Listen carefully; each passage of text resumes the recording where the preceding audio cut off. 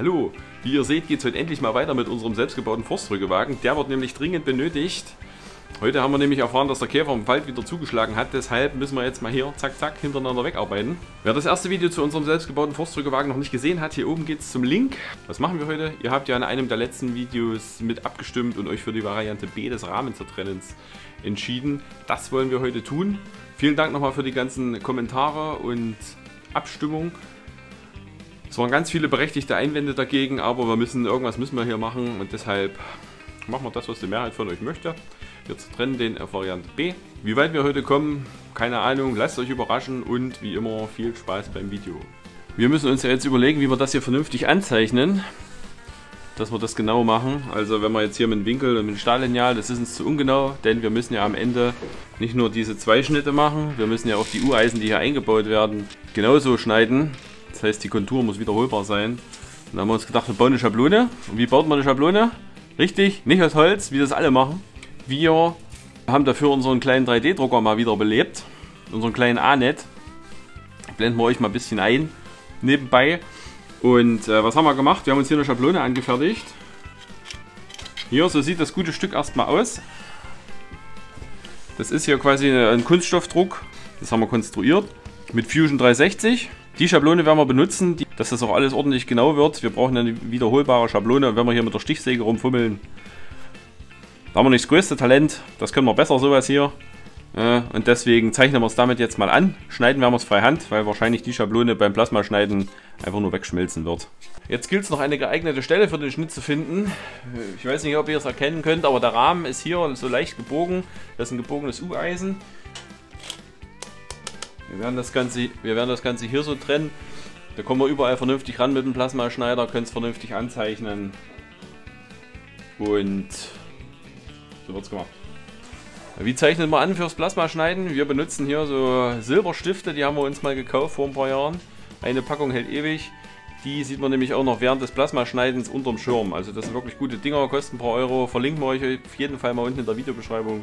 Die nehmen wir dafür. Denn Filzstift und Edding ist alles schon weg, bevor man überhaupt mit dem Plasmastrahl dort ist.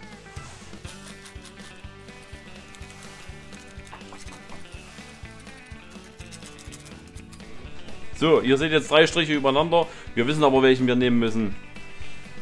Das Ganze machen wir jetzt noch auf der anderen Seite. Und für die Seite brauchen wir natürlich eine andere Schablone. Wir brauchen hier spiegelverkehrte Schablonen. Dann nehmen wir jetzt quasi diese hier.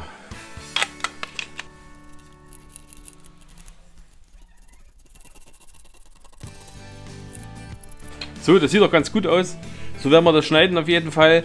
Was wir aber noch machen müssen, wir wollen ja am Ende, dass der Hänger noch immer noch geradeaus fährt. Wenn wir jetzt hier das rausschneiden und wieder was einschweißen und das ist 1 cm, 2 cm anders, sieht man das ja nicht auf den ersten Blick, aber dann fährt der Hänger nicht mehr in der Spur vom Traktor. Deshalb müssen wir uns jetzt hier noch 2 Fixpunkte messen, damit am Ende die Achse zumindest genauso schief wie jetzt wieder eingebaut wird.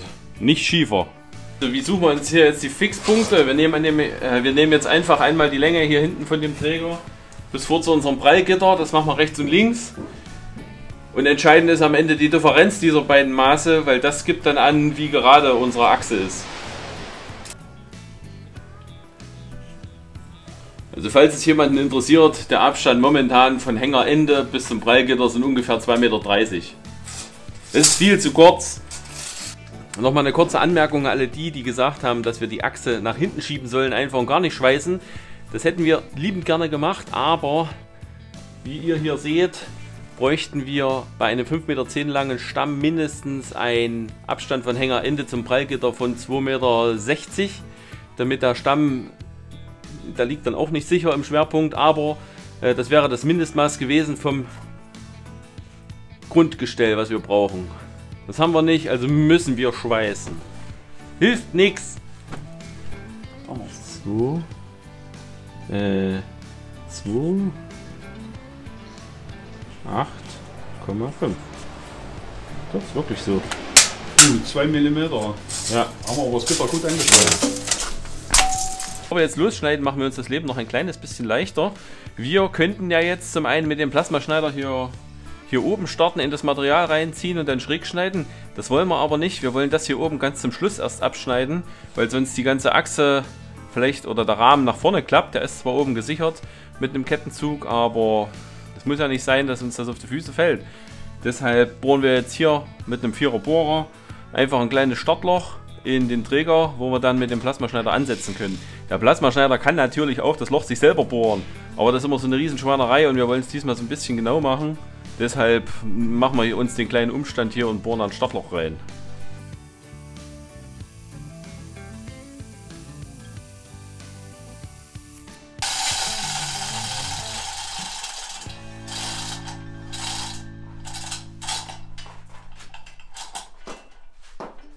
So, mit welchem Gerät werden wir heute unseren Forstdrückewagen zertrennen? Wir nutzen dafür unseren Plasmaschneider mit 120 Ampere von der Firma Stahlwerk. Wenn wir den Regen stellen, ist auch wassergekühlt.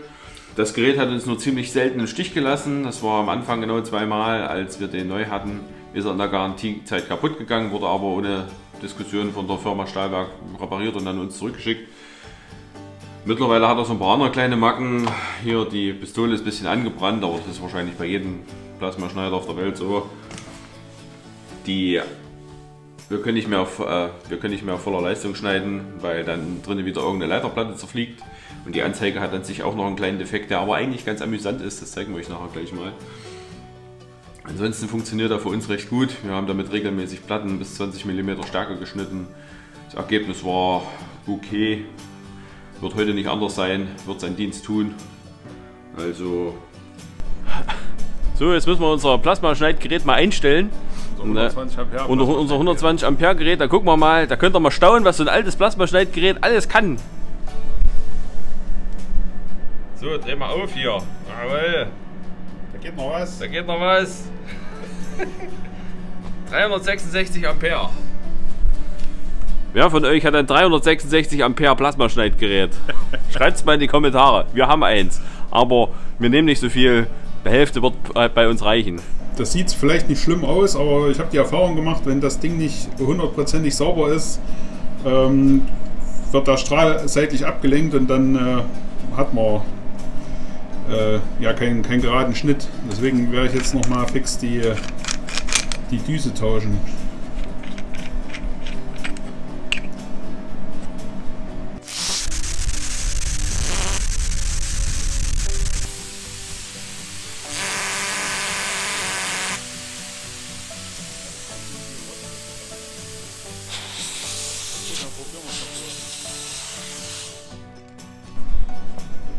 So, Arbeitsschutz geht alle an. Da wir schon relativ häufig Sonnenbrand vom Schweißen oder Plasmaschneiden bekommen haben, sind wir da sozusagen gebrannte Kinder. Deshalb alle Körperteile bedecken, meistens jedenfalls, und dann passiert auch nichts.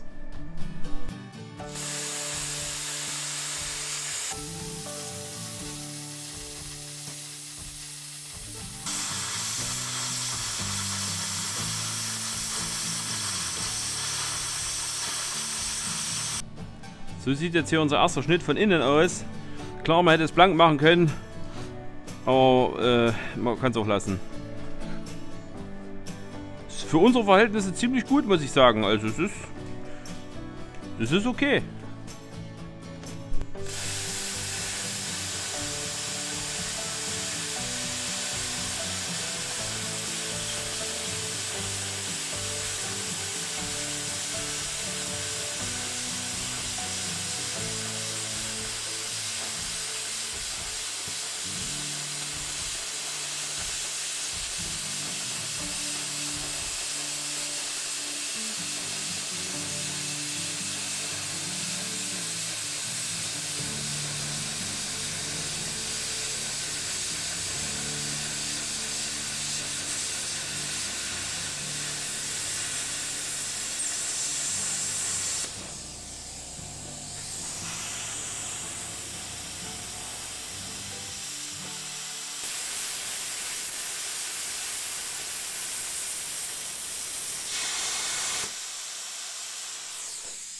Auf der zweiten Seite übertragen wir jetzt die Linie auch noch. Das schneidet man dann hier von hier innen. Hier sieht man auch am Bild, hier waren wir ein bisschen langsam. Hier hat sich ziemlich viel Schlacke gebildet. Hier haben wir ein bisschen gezittert. Alles ist aber trotzdem okay. Also die Schlacke klopfen wir weg. Blank machen müssen wir es ja sowieso vom Schleifen. Also wir sind aber zufrieden.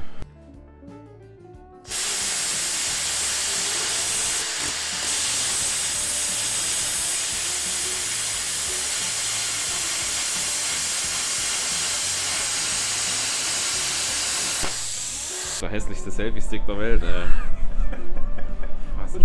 Unhandlich. Wir haben jetzt den selbstgebauten Forstdrückewagen so weit durchgeschnitten, dass wir nur noch oben die letzte Lage auftrennen müssen. Das haben wir mit Absicht so gemacht, damit das Ganze nicht auf die Füße fällt. Das schneiden wir jetzt durch und dann gucken wir mal, was da passiert.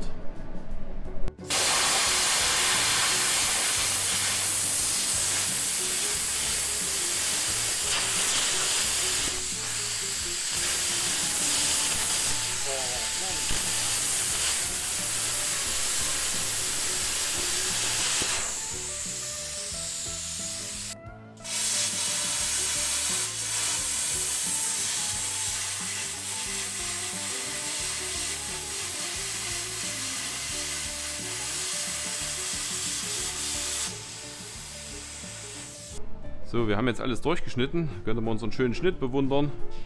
Das hat sich auch schon abgesenkt. Wir müssen jetzt aber nochmal hier mit dem Hammer gewaltig davor hauen, damit sich das Ganze auftrennt.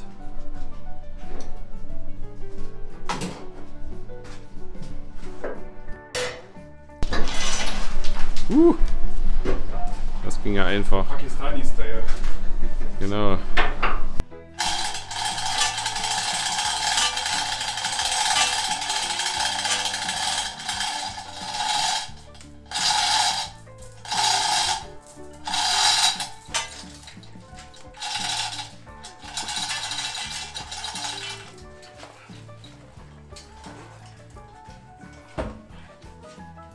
Wie ihr seht, haben wir es erfolgreich durchgetrennt. Ging ganz wunderbar. Das ist immer der einfache Teil von so einer ganzen Umbaumaßnahme. Wir versetzen jetzt oben noch unseren kleinen Flaschenzug ein bisschen weiter nach hinten, dass uns die Achse hier aus dem Weg ist. Dann machen wir uns noch mal ganz viele Gedanken darüber, wie lang dann das einzuschweißende Stück wird. Weil mehr ist ja immer mehr als zu wenig. Ja, dann verputzen wir das ganze Ding. Wir machen einfach weiter.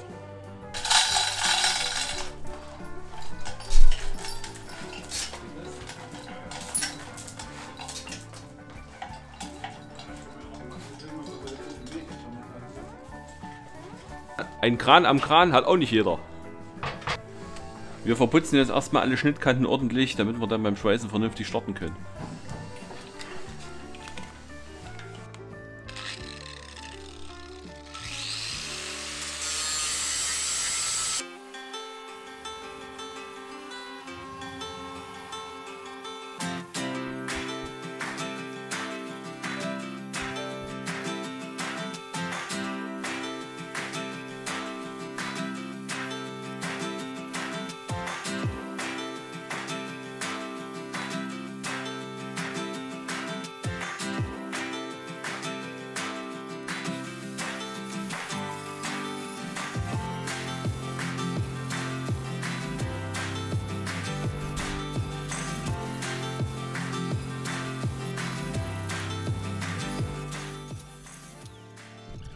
Ja, ich war in unserem Stahllager und habe zum Glück, ich habe auch zweimal gemessen, einen Eisenträger gefunden, der auch die gleichen Wandstärken hat, dass wir hier nicht Büchsenblech einschweißen. Und den zeichnen wir jetzt an, machen genau die gleichen Schnitte mit den gleichen Schablonen, sodass das dann auch auf die Schnitte, die wir jetzt schon im Rahmen haben, passt. Also hoffentlich passt.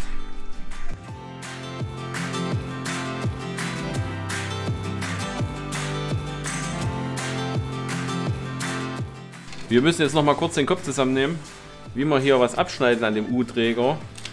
Deswegen sind hier unsere Schablonen echt hilfreich.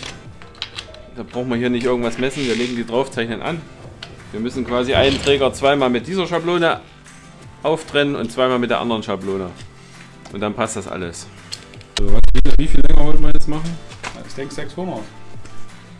650. Ach, 650. Ja, komm, wir machen nochmal ordentlich, wir messen nochmal ordentlich.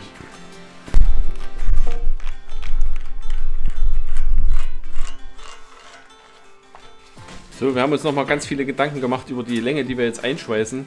Wir werden jetzt ein U-Eisen mit 720 mm Länge einschweißen, da wir so kurz hinter den Schwerpunkt unserer 5,10 Meter langen Stämme kommen.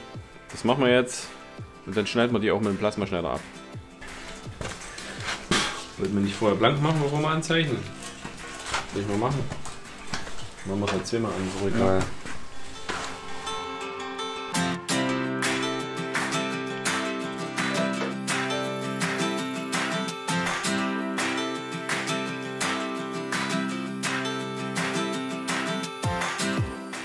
Wir haben jetzt vor dem Anzeichnen bzw. dem Plasmaschneiden hier den Träger nochmal an den besagten Stellen blank gemacht. Zum einen lässt sich das besser anzeichnen und man sieht es auch besser beim Schneiden und zum anderen geht das fürs Plasmaschneiden auch ein ganz klein bisschen besser.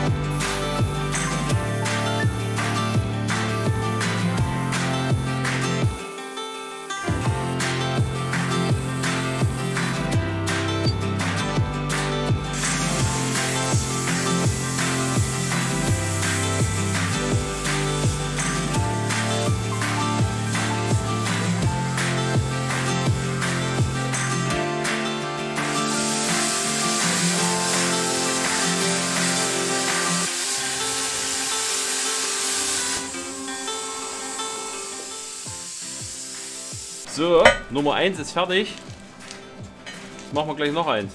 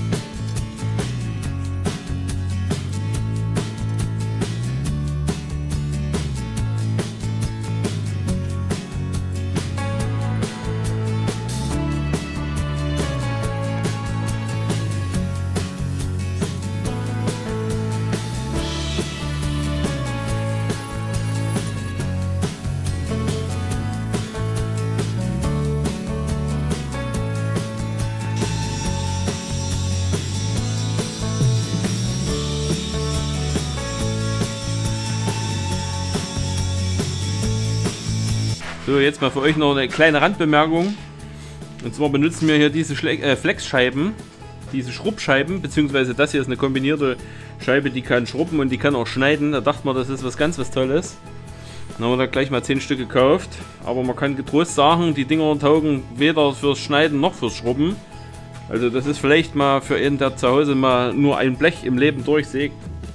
Aber das kannst du eigentlich echt vergessen hier. So eine kombinierte Scheibe taugt nichts.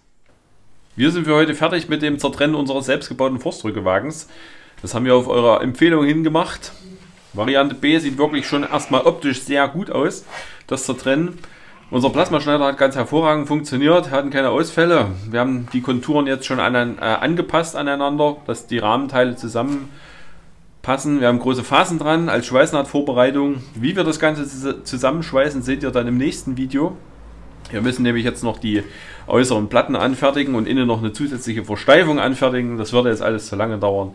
Deshalb könnt ihr euch schon mal aufs nächste Video freuen. Wir wünschen euch auf jeden Fall viel Spaß bis dahin und Abo nicht vergessen.